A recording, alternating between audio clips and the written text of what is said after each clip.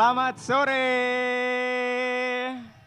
Selamat datang di sesi diskusi pamungkas alias sesi diskusi terakhir Jakarta Urban Mobility Festival 2025. Ini adalah sesi diskusi terakhir. Ada yang baru datang hari ini, sore ini? Baru datang ya? Pas banget, terakhir banget nih. Tapi meskipun terakhir, jangan sedih karena diskusinya akan seru sekali tentang rebut kembali ruang di kota. Tapi sebelumnya izinkan saya Farid ingin menyampaikan tentang JUMF yang sudah berlangsung selama 3 hari. Nggak kerasa ya? Kerasa nggak? Kerasa ya, kalau udah 3 hari. Jakarta Urban Mobility Festival 2025 diselenggarakan oleh ITDP Indonesia bekerja sama dengan UK Pact dan Kedutaan Besar Inggris dengan media partner The Jakarta Post dan Kata Data Green dan kolaborator Jakarta Good Guide, Bike to Work Indonesia, Breathe Jakarta, Forum Diskusi Transportasi Jakarta, Stravenus, Greenpeace Indonesia, Bijak Memantau, Kota Kita, Silang.id, Dinas Perhubungan DKI Jakarta, Transjakarta, dan MRT Jakarta. Untuk sesi diskusi kita kali ini akan dipimpin langsung oleh Alifa Andita Taufan dari Menemu Kenali. Selamat sore Kak Alifa. Aku izin membacakan biodata sedikit tentang Kak Alifa. Beliau adalah tenaga ahli di Bappenas dengan latar belakang perencanaan dan desain kota. Ia terlibat dalam koordinasi kerjasama hibah antar pemerintah untuk mendukung kebijakan pembangunan nasional. Di luar pekerjaannya, Alifa aktif sebagai community manager di Menemu Kenali dan kerap mengikuti kegiatan komunitas. Ia memiliki ketertarikan pada dinamika ruang kota dan interaksi manusia dalam kehidupan sehari-hari. Kalau gitu boleh kita kasih tepuk tangan langsung untuk Alifa Andita Taufan. Silahkan. Halo semuanya, selamat sore. Sore. Assalamualaikum warahmatullahi wabarakatuh. Sebelumnya terima kasih ya kepada ITDP sudah percaya gitu sama saya buat jadi moderator. Jadi karena ini pamungkas berarti harus semangat ya. Nah saat ini kita belajar berusaha untuk mengetahui gitu gimana cara merebut kembali ruang di kota. Sebetulnya rebut kembali ruang di kota ini mungkin awalnya kita mikirnya ruang terbuka adalah taman, trotoar ataupun jalan gitu. Tapi ternyata ada ruang lain yang kadang mungkin kita sempat lupakan gitu ya, itu ruang parkir. Nah, ruang parkir ini diam-diam mengambil porsi ruang kota yang besar. Nah, ternyata di duku atas itu ada yang tahu nggak? Udah berapa meter persegi sekarang? Ada yang tahu bisa nebak berapa meter persegi? Itu 265.000 meter persegi ternyata. Setara dengan 8 kali luas lapangan banteng. Besar ya. Dan dan ruang terbuka hijau di Jakarta ini ternyata cuma 5,21% dari luas kota. Nah, semakin banyak ruang parkir, semakin memperkuat ketergantungan kita juga terhadap kendaraan pribadi. Nah, mungkin diharapkannya dengan ketersediaan transportasi publik juga sudah cukup luas, terus menjangkau juga kepada warga, tapi sayangnya penggunaannya belum maksimal karena kendaraan pribadi masih terlalu difasilitasi. Nah, ruang parkir ini tidak hanya soal kendaraan, namun sebetulnya siapa sih yang diprioritaskan di ruang kota.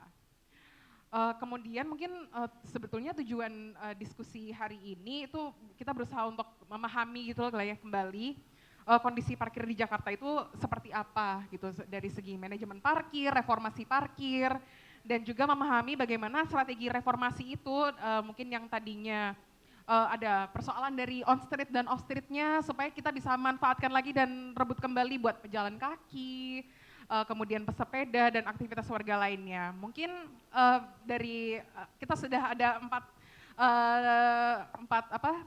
narasumber gitu ya yang luar biasa, mungkin bisa memperkenalkan satu persatu. Mungkin dari Mbak Syifa silakan. Enggak, dikenalin aja nih sama moderator. Boleh, oh ya. Enggak apa-apa. Iya, selamat sore semuanya. Perkenalkan, aku Syifa Maudini, Transport Associate dari ITDP. Beberapa tahun terakhir mengerjakan studi terkait active mobility, kemudian juga terkait parkir, makanya aku ada di sini, dan juga integrasi transportasi publik. Seperti itu. Oke. Nah, mungkin mulai dari Mbak Syifa dulu nih. Mbak, kan saat ini ITDP ini kan sangat dikenal ya, aktif gitu mendorong kebijakan yang berpihak kepada mobilitas berkelanjutan. Nah, salah satunya kan soal manajemen parkir, isu yang mungkin seringkali kita anggap remeh gitu ya. Padahal saat menentukan gitu arah sebetulnya siapa yang kita prioritaskan di ruang kota. Nah, mungkin sebelumnya kenapa sih mungkin reformasi parkir itu perlu dilakukan di Jakarta gitu? Oke, terima kasih Mbak. Mungkin aku mulai dulu dari em, pengguna kendaraan pribadi, mobil atau motor itu memulai dan mengakhiri perjalanannya dengan pastinya memarkirkan kendaraannya gitu kan. Jadi kalau misalkan di sini ada parkir tersedia banyak, pastinya kita merasa akan mudah menggunakan kendaraan pribadi karena nggak perlu khawatir gitu. Oke, aku mau ke mall ini ada parkir, ya oke tinggal parkir aja gitu, nggak perlu khawatir nggak akan dapat parkir atau ya nggak perlu mengkhawatirkan keamanan kendaraan yang dimiliki gitu. Nah jadi sebenarnya tadi Mbak sempat bilang ini sepertinya dianggap sepele gitu, padahal sebenarnya dia punya peran yang cukup besar dalam mempengaruhi ketergantungan terhadap penggunaan kendaraan pribadi. Karena kemudahan menggunakan kendaraan pribadi itu tadi dengan tersedianya parkir gitu. Nah, apa namanya? Kalau misalkan orang udah merasa mudah menggunakan ya menggunakan kendaraan pribadi, mencari parkir mudah, makin banyak orang yang menggunakan kendaraan pribadi, demand-nya makin banyak, makin minta lagi nih kalau misalnya udah penuh, tambahin dong ruang parkirnya gitu. Terus makin banyak lagi orang yang menggunakan transportasi pribadi, itu akan terus jadi siklus gitu. Jadi makin-makin bertambah menggunakan kendaraan pribadi, seperti itu. Iya, itu jadinya malah jadi siklus yang sulit gitu ya untuk kita hindari karena seperti yang Mbak Syifa bilang ada ruang parkir yang mungkin padahal sebetulnya bisa kita manfaatkan gitu buat banyak aktivitas gitu ya. Terus mungkin kalau misalkan dari segi manajemen kan ada parkir kan ada yang on street dan off street juga. Nah, sekiranya apakah sejauh ini kenapa reformasi parkir itu kebanyakan reformasi parkirnya itu kenapa perlu dilakukan di on street dan off street seperti itu? Oke, tapi aku baru inget nih tadi aku belum menjawab kenapa dibutuhkan reformasi Iya. parkir ya. Nah, kebijakan parkir yang ada saat ini sayangnya kita masih memfasilitasi kebutuhan penggunaan kendaraan bermotor gitu. Nah, reformasi parkir ini dibutuhkan agar justru sebenarnya parkir itu bisa dijadikan instrumen untuk mengalihkan orang ke kendaraan umum, transportasi publik gitu. Jadi justru ada pembatasan-pembatasan yang dilakukan. Misalnya tadi kan Mbak sempat bilang ada on street dan off street. Keduanya itu dibutuhkan reformasi parkir gitu. Jadi misalnya kalau misalkan on street tarifnya dinaikkan atau diberlakukan parkir maksimal berapa menit atau berapa jam. Kalau misalkan di parkir off street misalnya SRP atau satuan ruang parkir dibatasi maksimum karena kan sekarang masih minimum ya.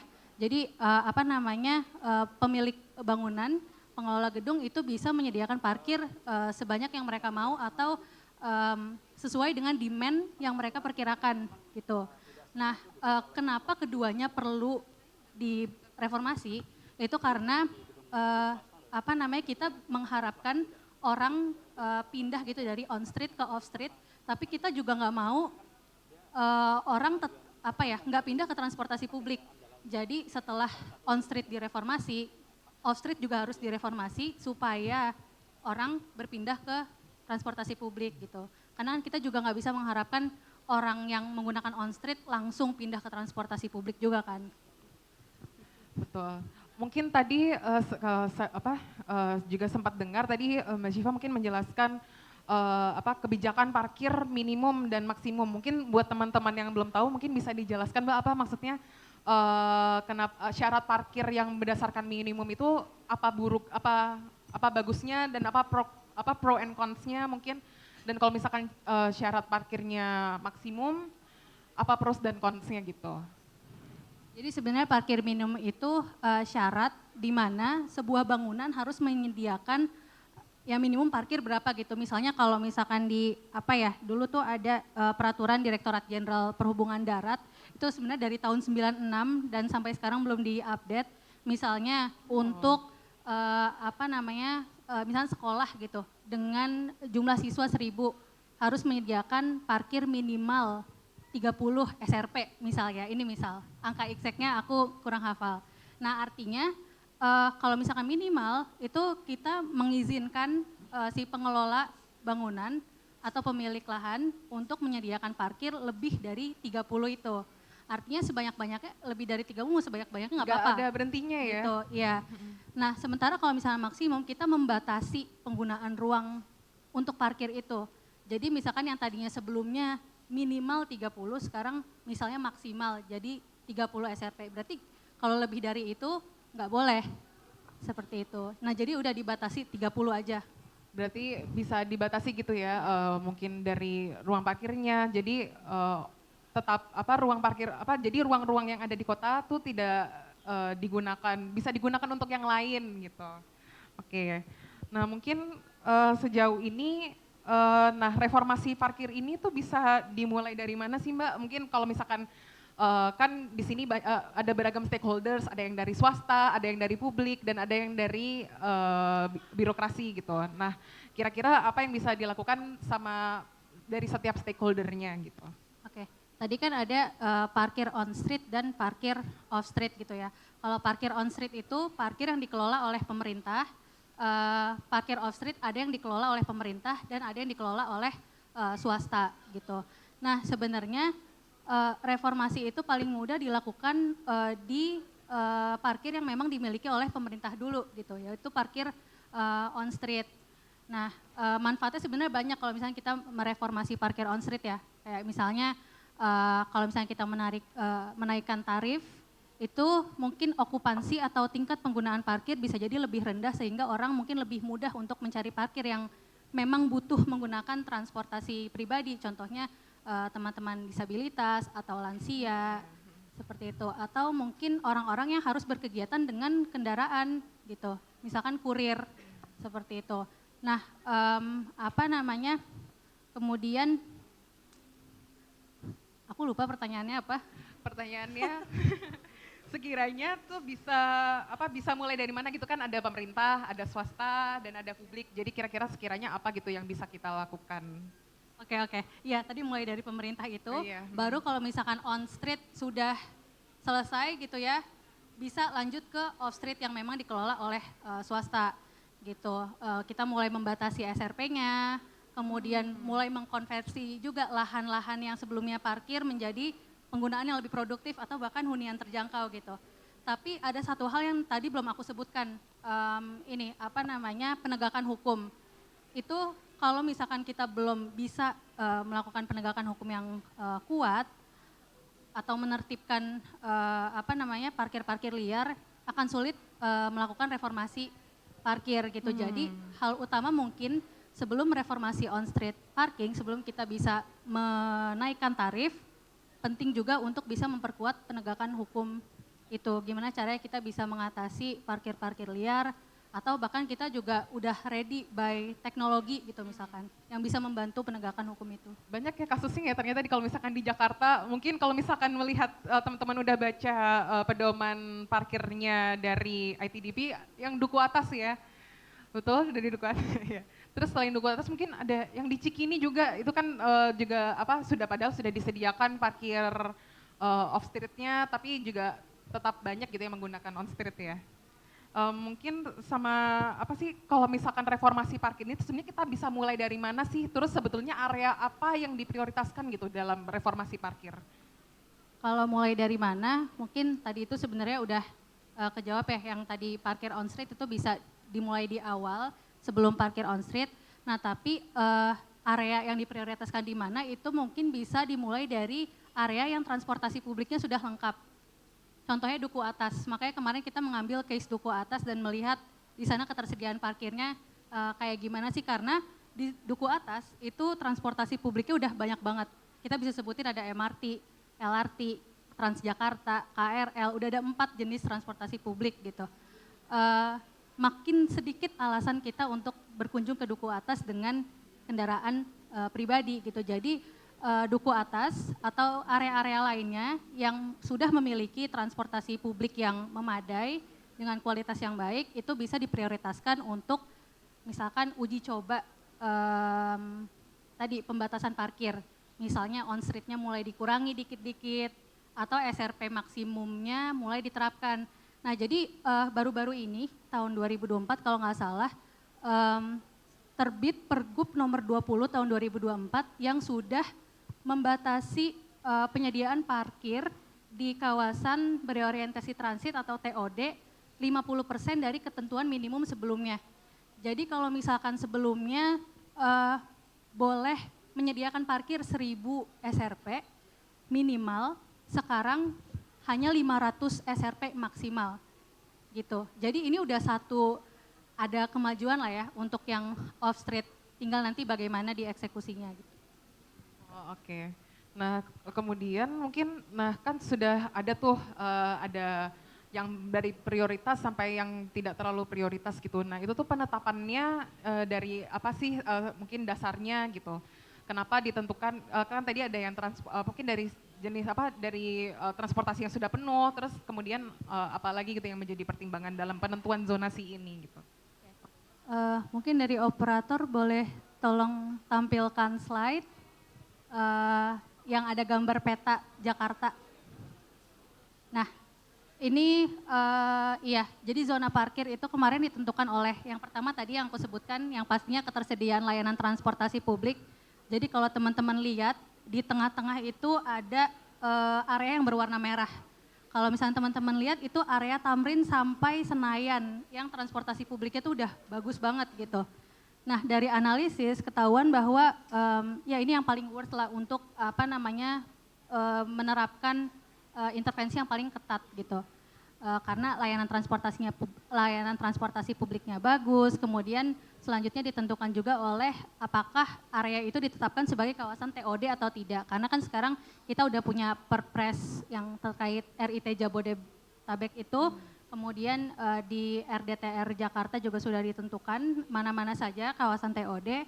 Kemudian apakah di sana sudah tersedia jalur pejalan kaki dan jalur sepeda, juga keberagaman guna lahan gitu. Karena kalau misalnya guna lahannya makin beragam, harusnya dia makin banyak menarik aktivitas sehingga di sana makin banyak kegiatan menggunakan kendaraan pribadi gitu. Nah makanya jadinya yang direkomendasikan oleh ITDP zonanya seperti ini. Ini yang bisa berpotensi diterapkan gitu. Berarti ada zona yang warna merah sampai yang zona warna abu-abu gitu ya. Berarti Betul. ada prioritasnya masing-masing sesuai dengan Karakteristik wilayahnya. Ya.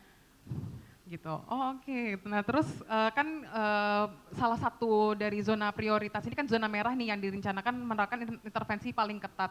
Nah kira-kira ada rekomendasi nggak? Mungkin kan Duku Atas saat ini kan sudah ditetapkan sebagai kawasan TOD yang sudah ditentukan oleh RDTR di DKI Jakarta gitu. Apa bedanya? Mungkin saat ini kan juga yang kita tahu ada kalau misalnya Duku Atas masih banyak yang parkir motor nggak? Asik kan? Padahal sebetulnya mungkin juga ada sudah parkir off street kan yang seperti sebelumnya kita diskusikan tadi. Nah sekiranya tahapan apa nih yang bisa dilakukan agar ini reformasi parkirnya itu bisa berjalan dengan baik? Ya, pertama balik lagi sih ke yang tadi, jadi kayak dari Duku Atas itu bisa ditertibkan dulu parkir liarnya, pelan-pelan sambil menyiapkan kenaikan tarif parkir on street, karena sebenarnya parkir on street di Duku Atas itu udah dikit banget. Kalau misalkan lihat dari operator boleh tolong tampilin slide yang ini enggak, ada garis warna merah dan biru. Nah, jadi ini tahun 2022 aja parkir on street di Duku Atas itu bahkan udah tinggal 2 segmen jalan aja. Dan bahkan segmen jalan yang warna biru yang legal yang dari utara ke selatan itu sudah dipedestrianisasi sebagiannya. Gitu. Jadi sebenarnya parkir on street itu udah terbatas banget di sana. hanya saja parkir liarnya itu yang menyebar kemana-mana.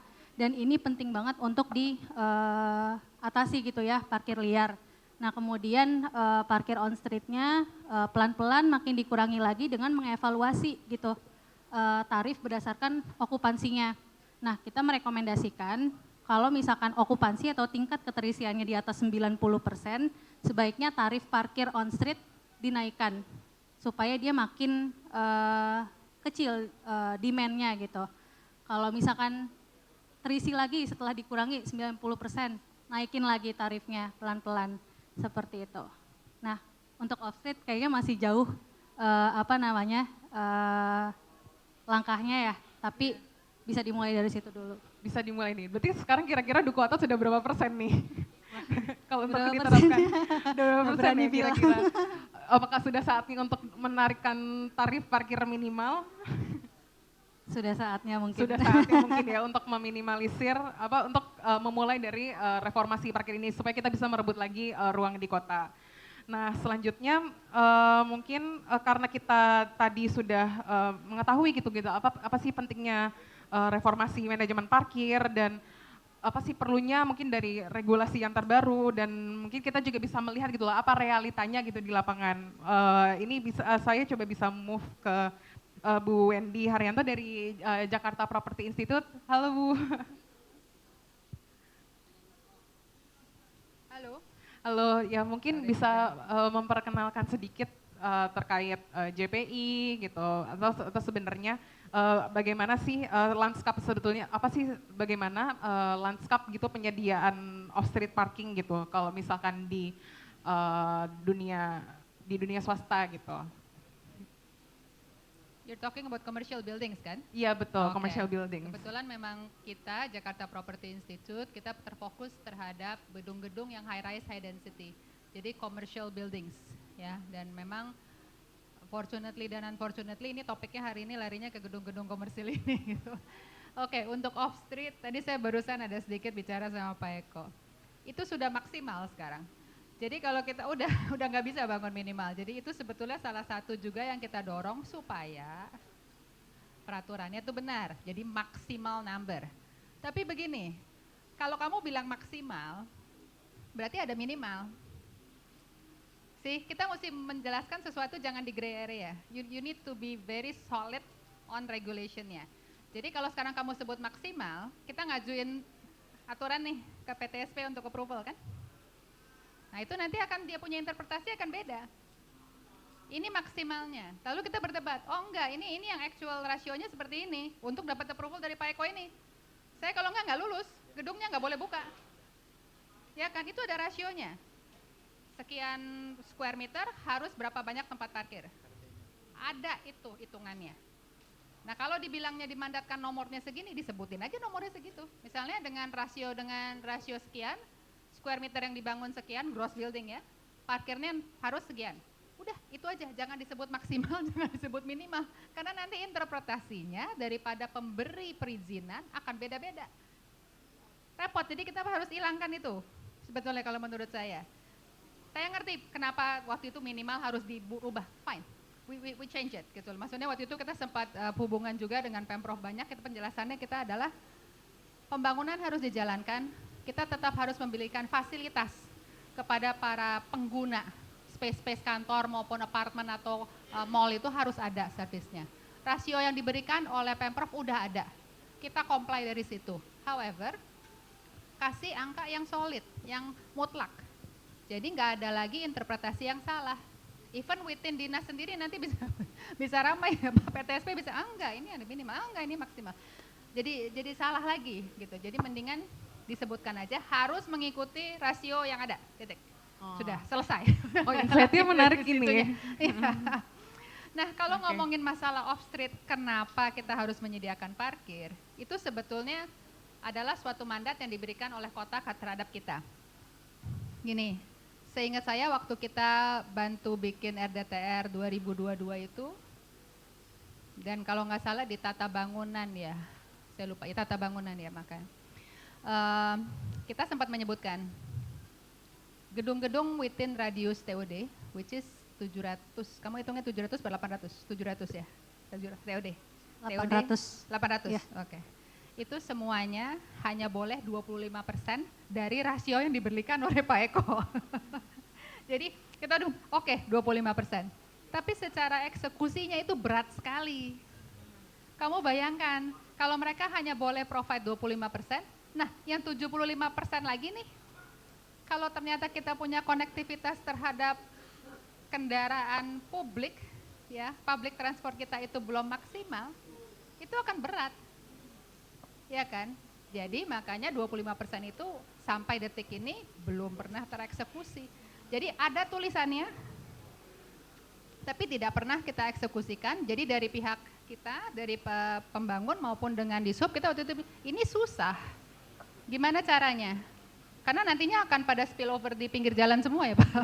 Akan parkir di mana-mana karena nggak boleh di gedung. Lalu gimana ceritanya nih? Dan bagaimana juga dengan gedung-gedung yang sudah terbangun? Nah itu mesti kalau itu di basement, dia punya 5 lantai basement. Kamu cut parkirnya cuma boleh sekarang 1, udah 1/4 ya, kira-kira 25%. Sisanya 375-nya kemana? 3,3/4-nya. Diapain tuh? Nah itu aturannya belum ada juga. So if you were to do that, itu aturannya harus in parallel bergerak. Ya, utilization daripada vacant space-nya. Kamu mau ngomong masalah rebut kembali tempat, oke. Tapi mau tempatnya basement 3 lantai ke bawah. Ada mungkin tempatnya. But what is it that we can do with that gitu? Maksimalnya kemana? What is it that's needed the most sekarang? Menurut saya, pembenaran daripada aturan konektivitas daripada gedung-gedung komersil ke transportasi publik. So kita ngomongin first mile and last mile kita yang teramat sangat buruk pada saat ini. Menurut saya prioritasnya selalu di situ.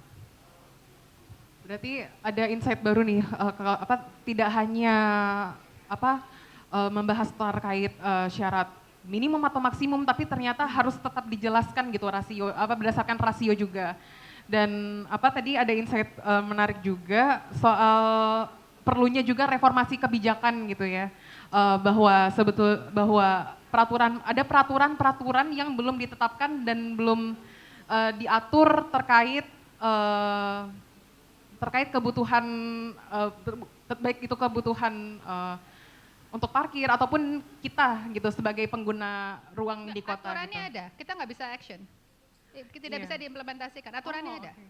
karena tidak bisa diimplementasikan, bukannya nggak mau, but it's there, tapi secara logika tidak bisa diimplementasikan.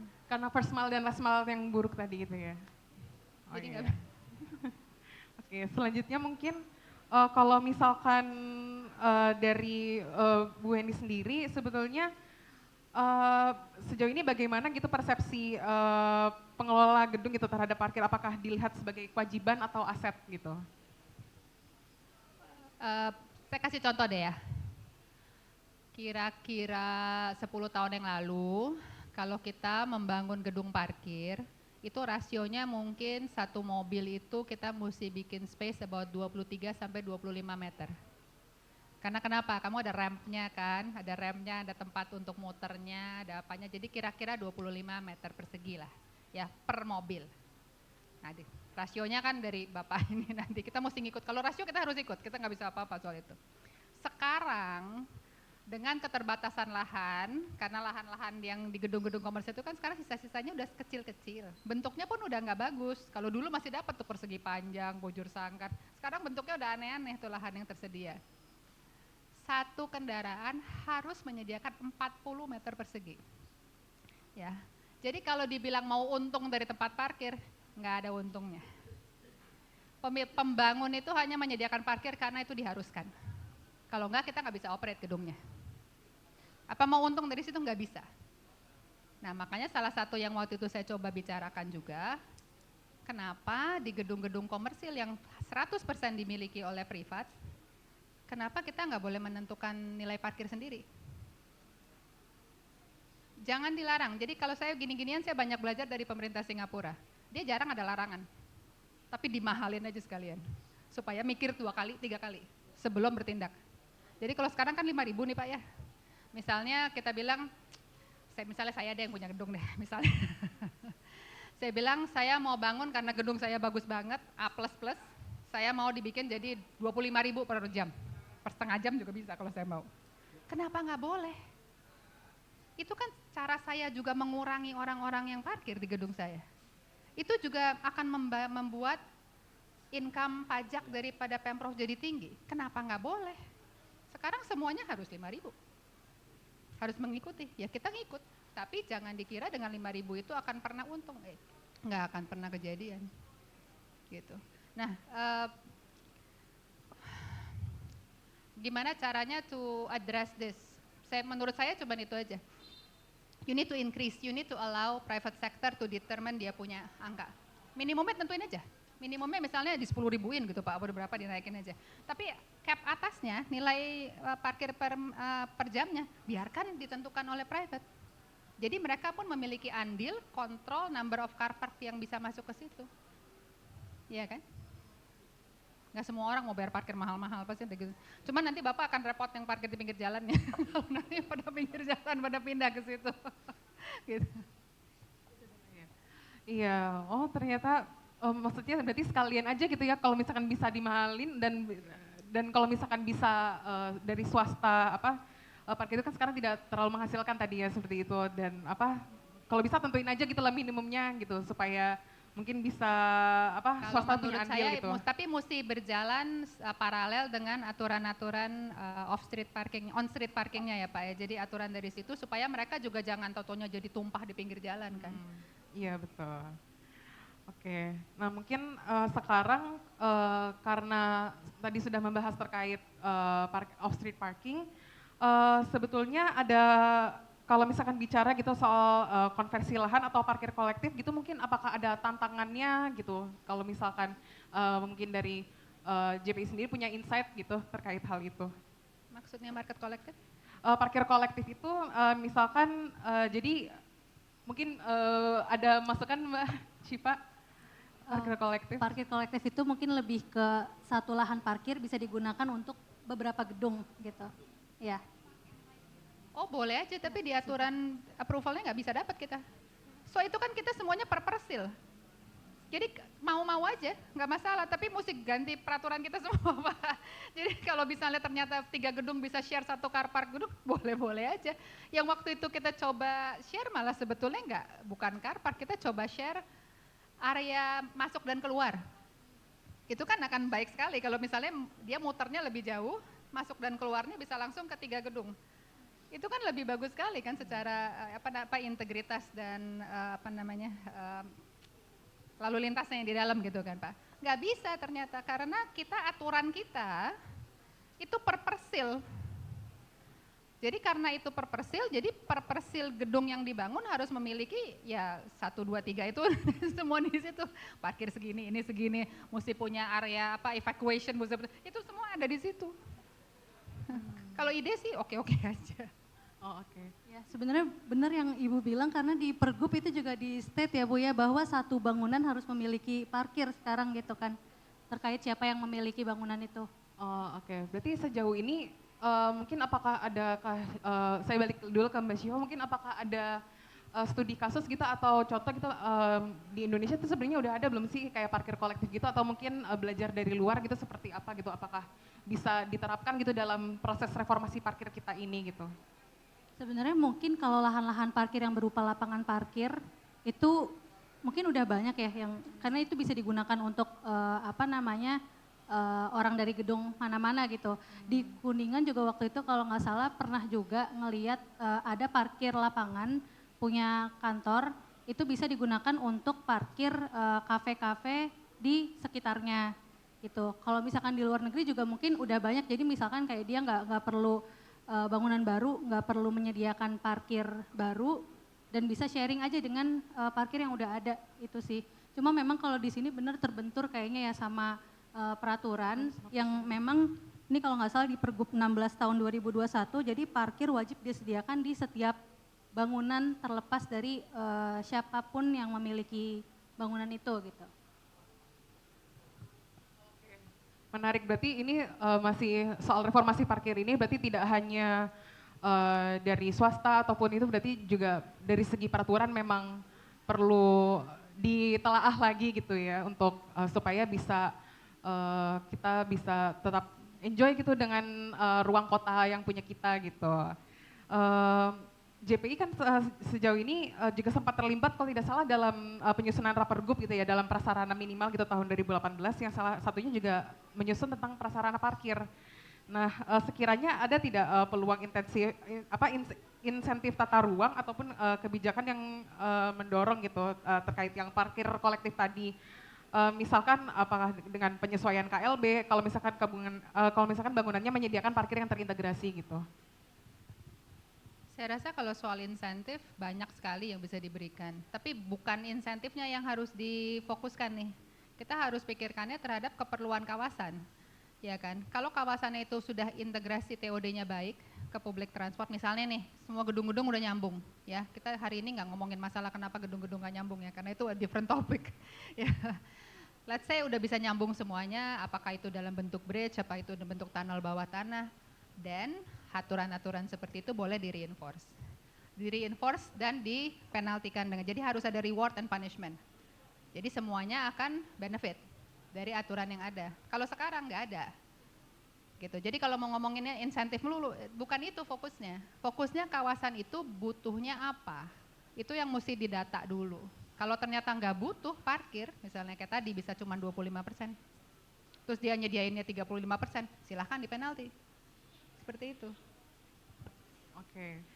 Nah, tadi kita barusan dengar gitu ya dari pihak yang langsung dari swasta yang bahkan yang commercial buildings gitu ya dalam penyediaan parkir.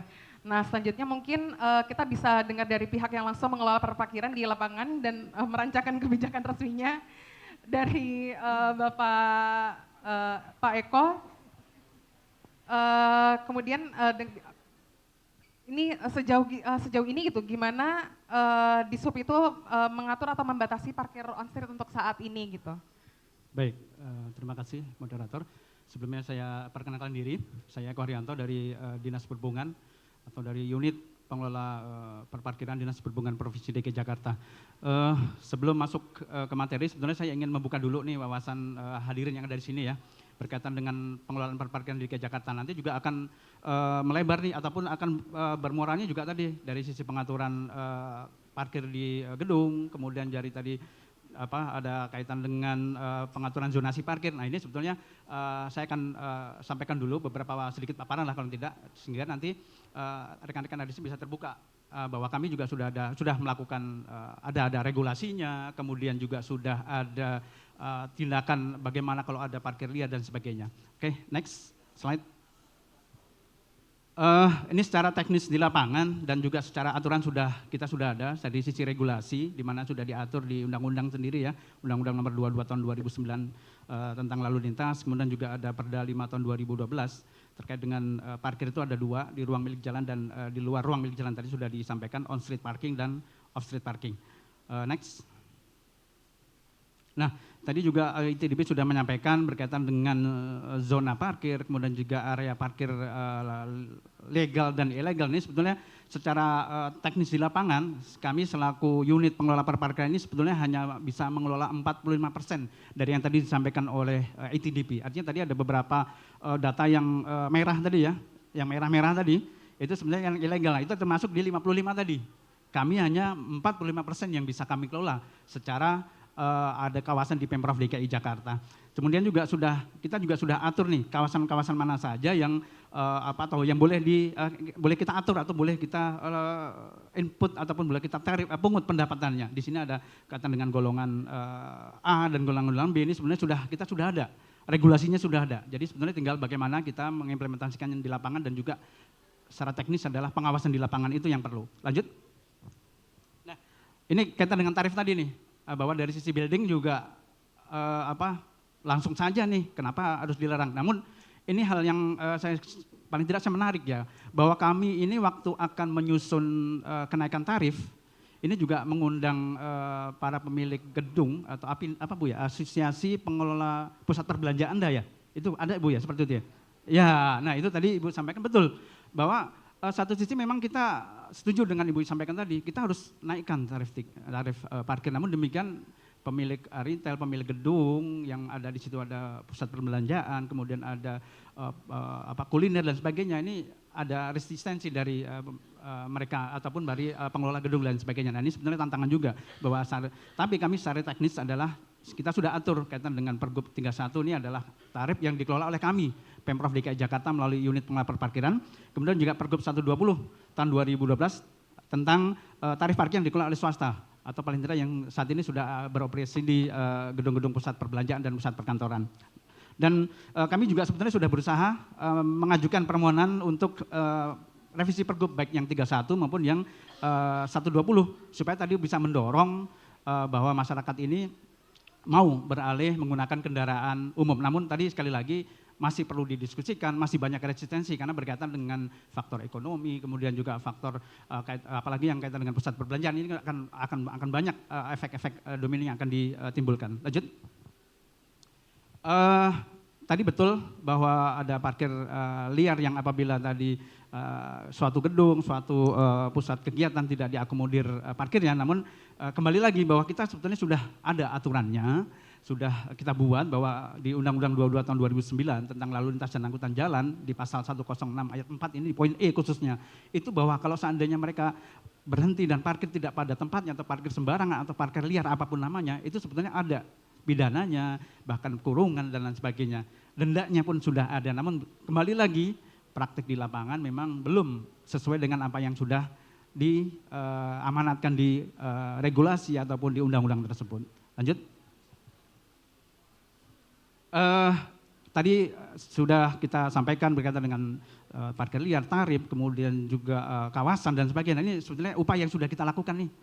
Mungkin rekan-rekan yang sudah hadir di sini sudah pernah mengetahui apabila ada parkir tidak pada tempatnya akan diderek oleh Disub, kemudian juga mungkin secara teknis parkir kemudian tidak tahu-tahu diderek, kemudian komplain kemana. Nah, ini sebenarnya secara teknis kita sudah melakukan dan sudah aturannya ada. Namun kembali lagi sekarang dengan ada aturan tentang Undang-Undang nomor 1 tahun 2024 tentang retribusi dan pajak daerah itu kami akhirnya tidak diizinkan lagi untuk melakukan atau memungut retribusi terkait dengan penderikan ini.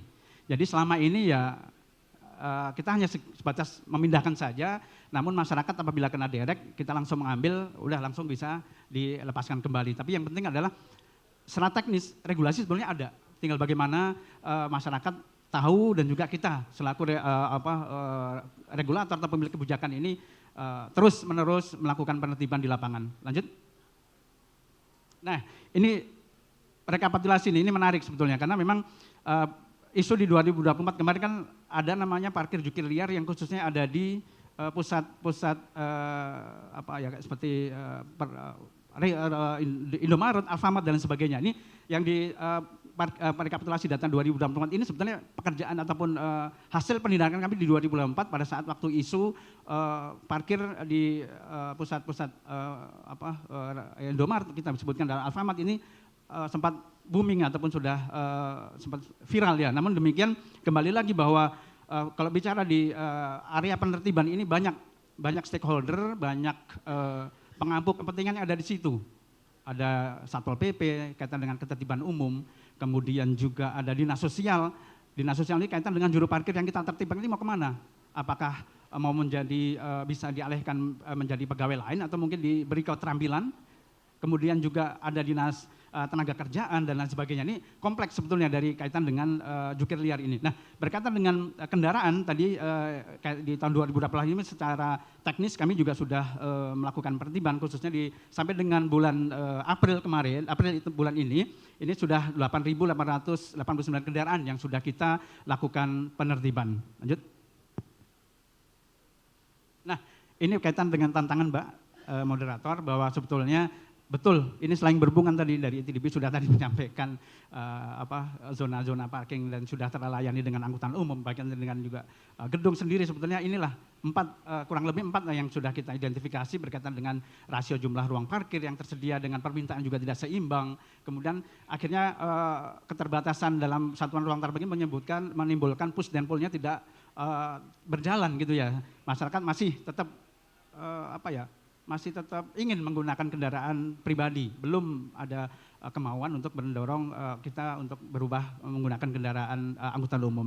Berikutnya tadi keterbatasan ruang horizontal, ya bilang sekarang Ibu sampaikan ya, bangunannya sudah tanahnya sudah tidak lagi simetris dan sebagainya. Ini juga sebetulnya hambatan juga. Betulnya tarif parkir. Nah, ini tarif parkir lagi tadi juga sebetulnya isu-isu ini sebetulnya bisa kita dorong supaya masyarakat juga mau apabila kita tetapkan tarif tinggi, ya kita ikutilah gitu. Jangan sampai mungkin ada beberapa yang belum mendukung, beberapa yang memang masih banyak yang tidak menginginkan tarif parkir itu naik karena memang berimplikasi terhadap tadi mungkin perekonomian, aspek sosial dan sebagainya. Ini memang tantangannya luar biasa karena untuk menentukan suatu tarif itu persetujuannya harus ke DPRD. Ini amanatnya seperti itu. Berikut terkait dengan optimalisasi digitalisasi. Nah, ini memang keterbatasan kami, jujur kami lakukan selama ini di UP Perparkiran ini masih proses pemungutan ataupun penarikan tarif parkir di UP Perparkiran masih manual dan juga sedikit banyak sudah ada yang menggunakan alat-alat digital. Lanjut. Next. Nah, sebetulnya ini nih yang harus kita diskusikan ataupun paling tidak tadi mungkin bisa banyak pertanyaan juga dari rekan-rekan dan juga mungkin dari narsum juga.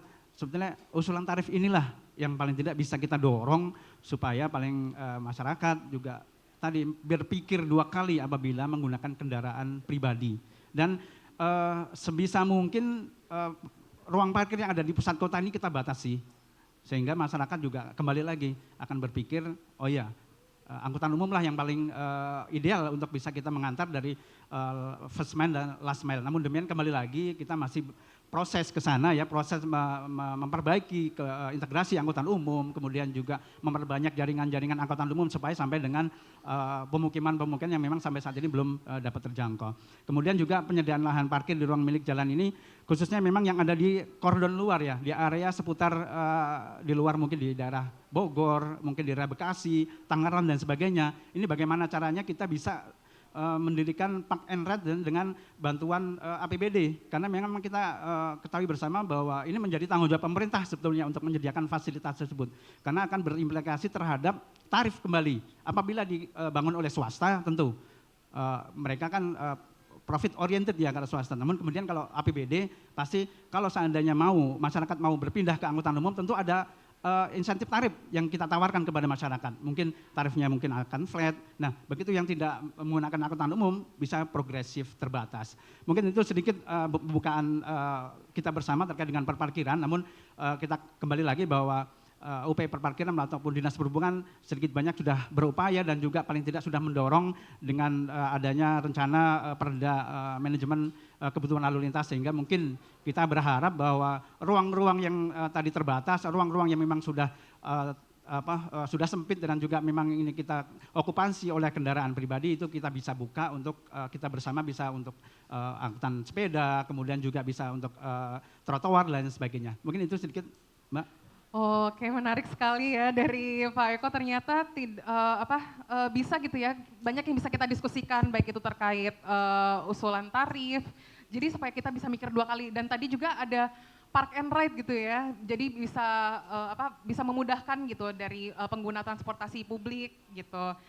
Nah, membahas tadi karena keterbatasan ruang kota dan mungkin kita bisa lanjut ke Mbak Hana, itu researcher dari Rame-Rame Jakarta ya Mbak. Kalau tidak salah pernah melakukan kajian terkait ruang-ruang jalan di Jalan Wahid Hasyim, betul ya Mbak? Betul. Nah, sekarang sejauh ini apakah ada pengamatan tersendiri gitu Mbak dari Rame-Rame Jakarta terkait ruang jalan dan sektor informal gitu? Thank you sebelumnya, perkenalkan lagi saya Hana dari Rame-Rame Jakarta. Jadi kami adalah NGO yang fokusnya memang di riset perkotaan, specifically isu sektor informal di Jakarta. Boleh tolong ditayangin slide yang grafik? Tadi sempat disinggung terkait studi kami di koridor Wahid Hasyim. Jadi kalau teman-teman familiar di Jakarta Pusat itu Jalan Wahid Hasyim itu membentang dari stasiun Tanah Abang sampai ke arah stasiun Gondangdia. Nah ini kami melakukan mapping, kami mencoba melakukan pemetaan terkait dengan kepadatan pelaku usaha informal dan juga pedestrian yang ada selama seminggu. Jadi di 7 hari itu kami coba survei di 5 waktu, di pagi hari, siang, sore, malam, juga tengah malam. Nah kalau teman-teman bisa lihat di sini, di sebelah itu kan ada utara ya, kalau misalkan di sebelah timur itu dia area stasiun Gondang Dia, terus kalau yang di sebelah barat lebih ke arah stasiun Tanah Abang, dia selalu di jam-jam jam-jam kerja jam 7, kemudian nanti jam sore itu pemusatan aktivitas sektor informal itu dia besarnya di titik-titik stasiun, jadi both di Tanah Abang dan juga di Gondang Dia, kecuali di hari Jumat itu ada peningkatan di area Masjid Cut Mutia, itu karena ada sholat Jumat, dan juga hari Minggu itu lebih di tengah-tengahnya ada Car Free Day di sepanjang Sudirman Tamrin. Nah ini sebenarnya nyambung sama tadi yang disebutkan first mile last mile, juga karena Jakarta seperti yang kita tahu itu salah satu kota komuter terbesar. Kalau datanya dari BPJT Kemenhub ini ada 13-14 juta komuter setiap harinya yang bergerak, dan pusat transitnya tentu saja di titik-titik stasiun ini. Nah sektor informal seperti yang terlihat di paparan ini, dia itu pergerakannya mengikuti pola aktivitas warga. Jadi ketika di jam-jam tersebut dia akan karena dia lebih fleksibel, jadi dia banyak ada muncul di titik-titik transit tersebut. Nah yang kami juga sering dapatkan bahwa sektor informal ini seringkali heavily stigmatized gitu, kayak dia bikin berantakan, kumuh gitu. Padahal kita sebagai komuter itu juga heavily kita juga butuh adanya sektor-sektor informal ini untuk menopang kebutuhan sehari-hari kita gitu. Jadi saya pribadi commute setiap hari di Lebak Bulus misalnya, atau transit di Blok M, itu pasti kadang-kadang sering aja pengen jajan atau apa. Nah instead of melarang, ini tuh kami selalu mengadvokasi kalau sebenarnya sektor informal ini kan akan terus muncul, inevitable. Dia akan mau dilarang, dia juga tetap akan muncul gitu. Jadi dibanding dilarang, kenapa enggak coba diakomodasi. Nah diakomodasi ini strateginya salah satunya adalah bisa jadi dengan pemanfaatan yang sebelumnya area-area dipakai untuk ruang parkir on street. Nah dari ruang parkir on street itu kami seringkali mencoba untuk advokasinya lewat ada peraturan Menteri PUPR nomor 3 tahun 2014, itu tentang perencanaan, penyediaan, dan pemanfaatan sarana dan prasarana pengguna jalan ya, pedestrian. Nah itu dia memungkinkan adanya aktivitas ekonomi jikalau si trotoar ini luasnya, lebarnya minimal kalau nggak salah 5 meter, karena harus ada rasio 1:1,5. Jadi rasio itu untuk pengguna jalan pedestrian dan juga untuk aktivitas ekonominya. Mungkin memang kami nggak langsung terhubung sama UP Parkir Pak, tapi selama ini kami sering diskusi dengan teman-teman di Citata, dan juga terakhir dengan tim di Wali Kota Jakarta Selatan terkait dengan penataan sekitar pusat transit ini Pak. Terakhir itu kami di kawasan stasiun Pasar Minggu, kalau si parkir-parkir on street ini bisa dialihkan, misalkan melebarkan trotoar, ini akan menjadi salah satu peluang juga bagi pedestrian, dia bisa punya ruang jalan yang lebih layak, dan juga dia bisa memungkinkan teman-teman sektor informal untuk punya space. Sebenarnya ada salah satu kasus yang kami juga suka ceritakan itu di stasiun Gondang Dia, sekarang kan udah dipakai, mungkin bisa next lagi. Next, ini di Duku Atas, tadi udah sempat di next, sorry. Lagi, satu lagi. Oh, nextnya ada lagi nggak ya? Oh sebelumnya.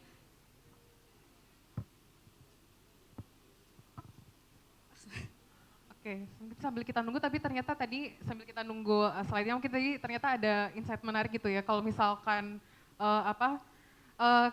bahwa sebetulnya kita juga perlu menyediakan tidak hanya ruang untuk berjalan kaki, pesepeda, tapi kita juga memahami gitu ya bahwa ternyata memang kita tuh butuh banget gitu untuk sektor informal, kayak mungkin kita keluar jajan, beli makan siang, itu kan pasti dari sektor informal juga. Jadi diharapkannya mungkin dari yang 5 meter tadi bisa disisakan sedikit gitu ya Mbak untuk sektor informal. Mungkin ada tambahan lagi Ya, gitu Mbak? yang aku mau garis bawahi juga penggunaan ruang untuk aktivitas ekonomi informal ini selama ini mungkin kalau teman-teman di UMKM itu mendefinisikan sektor informal cuma jadi satu, jadi PKL gitu. Padahal yang setelah kami melakukan di studi di Wahid Hashim ternyata dia itu bisa diklasifikasikan terutama secara besaran. Jadi misalnya tadi kalau mau ngakalin yang tadi minimal 5 meter berarti kan bisa dipakai cuma sekitar 2,5 meter untuk sektor informal. Berarti sektor informal seperti apa sih yang dibolehkan di situ? Nah ini bisa dibatasi secara luas karena yang kami mungkin kalau untuk tenda pecel yang 5 kali 2 meter itu nggak bisa untuk jalan-jalan kecil untuk ya pedestrian kecil. Tapi kalau misalnya gerobak bakso yang cuma dia mobile itu mungkin masih bisa diakomodasi. Sama satu lagi kalau terkait yang parkir off street mungkin salah satu cara juga bisa diakomodasi teman-teman sektor informal itu dengan kalau di Singapura mungkin hawker center ya Bu, di basement, tapi kan nggak mungkin juga kalau tadi 3 lantai semuanya untuk hawkers. Tapi itu juga bisa jadi salah satu cara utilisasi ruang parkir untuk teman-teman sektor informal. Ternyata tidak cuma on street ya Mbak, ternyata bisa off street juga, atau mungkin bahkan bisa cloud kitchen gitu ya. Jadi setelah kita melihat gitu dari berbagai stakeholder gitu dari ITDP yang sudah meneliti dan membuat panduan reformasi parkir dan dari sektor terus juga dari Rame-Rame Jakarta yang sudah meneliti sektor informal dan dari swasta dan dari birokrasi. Mungkin sekarang giliran teman-teman kalau misalkan ada yang tinggal gitu di Jakarta pasti mungkin pernah ngerasain gitu ya gimana susahnya sebel gitu karena melihat beberapa ruang-ruang kita yang trotoar gitu bahkan dipakai buat jadi ruang parkir gitu. Silakan mungkin ada teman-teman yang mau bertanya mungkin mungkin satu dulu. Silakan.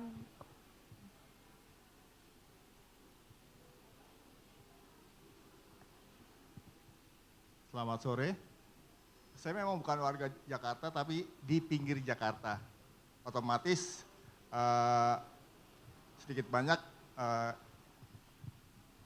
pengaruh juga dengan keadaan yang di Jakarta. Saya tadi tertarik dengan park and ride, terutama di Lebak Bulus karena saya tinggal di Cirende. Hanya 2 kilo dari Lebak Bulus, saya biasanya parkir di park and ride yang di bawah jalan MRT. Ada satu masalah di situ, selama ini orang sudah nyaman untuk parkir di situ. Karena tarifnya flat, 2.000 seharian untuk motor, 5.000 seharian untuk mobil.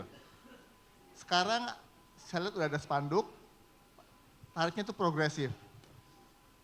Itu yang jadi bikin orang akhirnya yang taruh motor jam 6 pagi, ambil motor jam 8 malam, itu terasa sekali. Akhirnya mereka kalau yang, mendingan gua bawa motor aja lagi. Itu satu. Kemudian juga masalahnya dengan parkir juga dengan busway.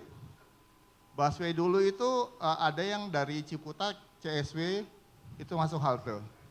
Jadi orang bisa terus ke kota kemana itu tidak perlu keluar dari halte langsung bisa tap. Sekarang tapi di luar halte, tidak ke halte. Itu jadi bikin orang juga tambah biaya pengeluaran. Itu yang saya ingin sarankan, terutama pada Kadisub ya. Itu emang gimana kalau tarif parkir yang di park and ride yang di bawah Disub itu parkirnya flat seperti dulu aja.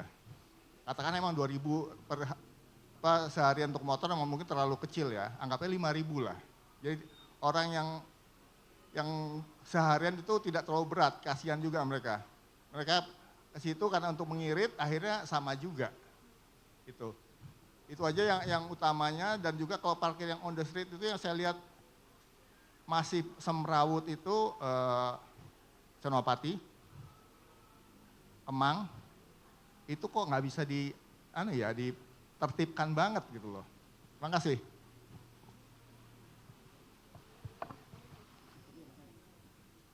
Baik, terima kasih Pak atas pertanyaan dari Pak siapa tadi?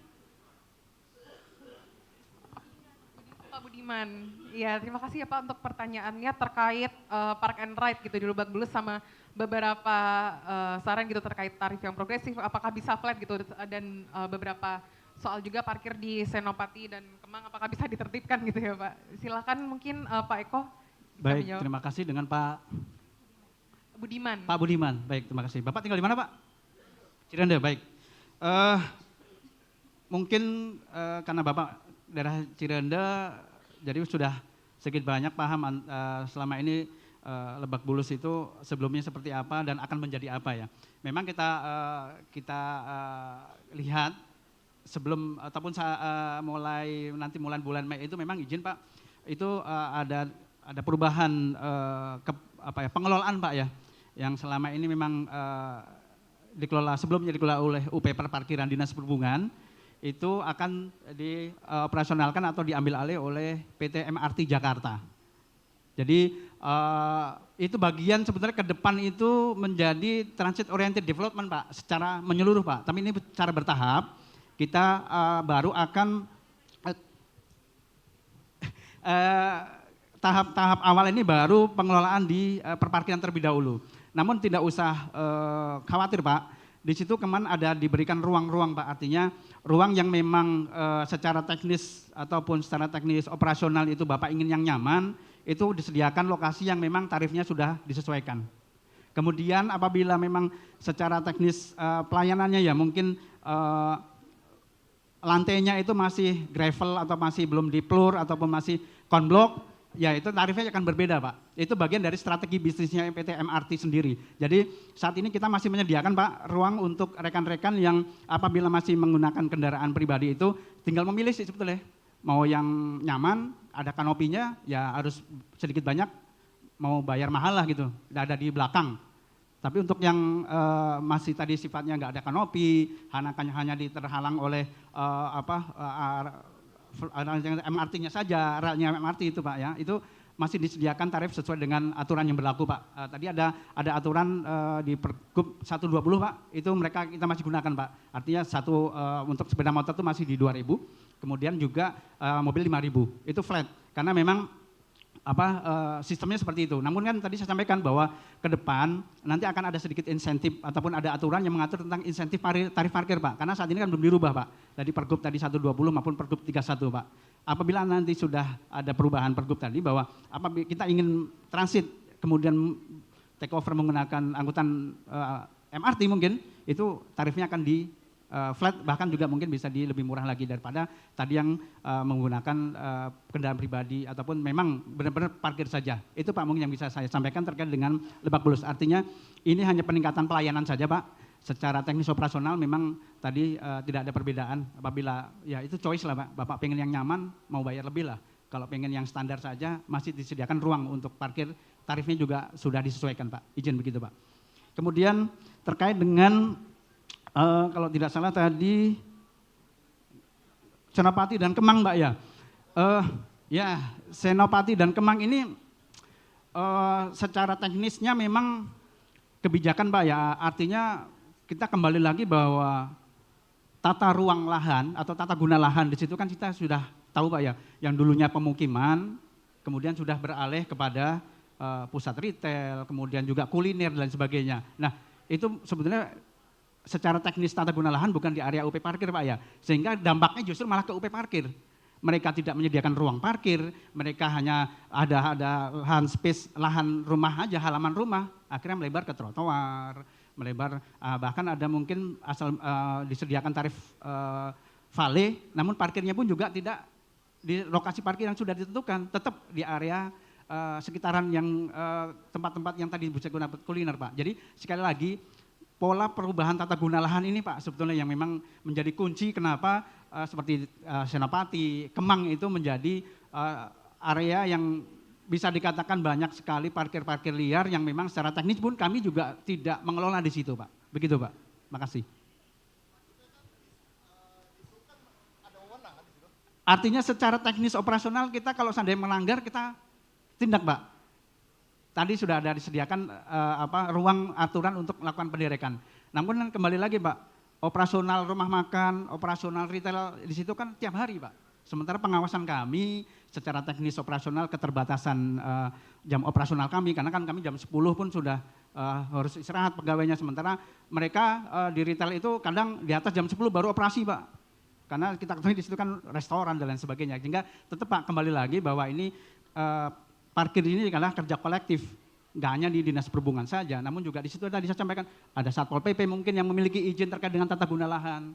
Kemudian juga ada Dinas Cipta Ruang dan Tata Pertanahan juga selaku pemberi izin, mungkin ada perubahan fungsi yang semula rumah tinggal menjadi tempat usaha, gitu Pak mungkin.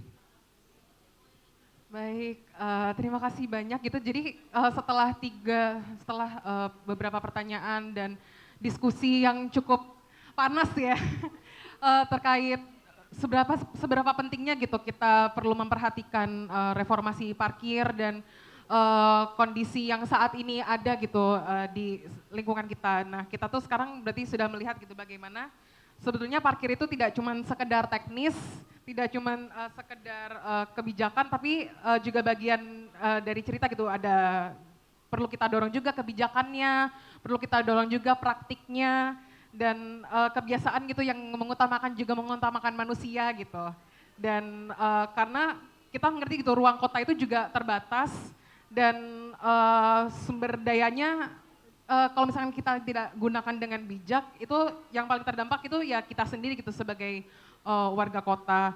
Dan perlu diperhatikan juga kalau misalkan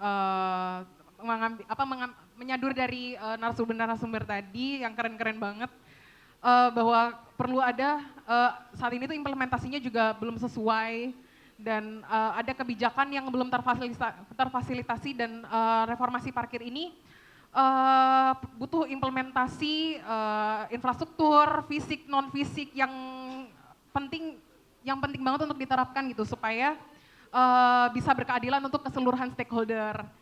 Nah, terima kasih juga kepada narasumber, Pak, Bu, dan Mbak sekalian. Dan juga teman-teman semua sore ini pada talk show pamungkas kita yang sudah menyimak dan bertanya. Semoga setelah ini kita bisa mendorong kota kita supaya ruangnya lebih adil, lebih ramah, dan lebih manusiawi. Dari saya cukup, terima kasih. Jangan lupa follow Menemu Kenali. Terakhir tidak lupa untuk promosi diri. Terima kasih banyak atas sorenya yang hangat. Alhamdulillah tidak hujan. Wassalamualaikum warahmatullahi wabarakatuh. Waalaikumsalam warahmatullahi wabarakatuh. Boleh kita kasih tepuk tangan untuk moderator dan para narasumber kita. Terima kasih sudah memimpin diskusi dan memberikan diskusi yang sangat seru sekali. Sekarang saya ingin mempersilahkan buat para narasumber dan moderator untuk berfoto bersama dulu. Dan kepada tim fotografer kami persilahkan untuk bisa berfoto. Mungkin boleh berdiri ya kakak-kakak dan agak maju ke depan panggung biar terlihat fotonya. Iya. Buat teman-teman yang ingin mengabadikan momen ini atau event ini, jangan lupa menggunakan hashtag JUMF 2025 dan jangan lupa tag juga @ITDP Indonesia.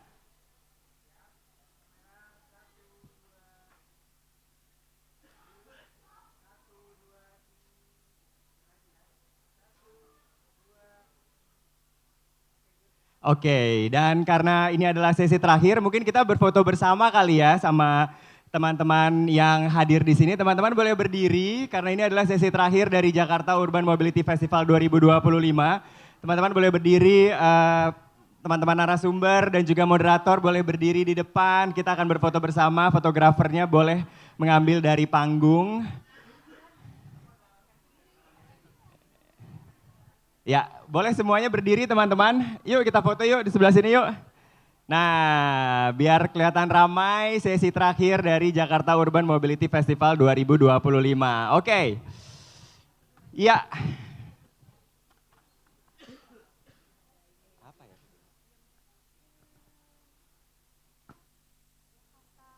Oke, boleh. Oke, kita foto ya. Oh, berdiri. Ya, berdiri aja nggak apa-apa, nanti diambil dari atas. Ini diambil dari atas kok, jadi semuanya akan kelihatan. Ya. Oh, agak yang belakang boleh agak majuan biar terlihat rapat dan terlihat ramai. Jadi fotonya oke. Oke, siap?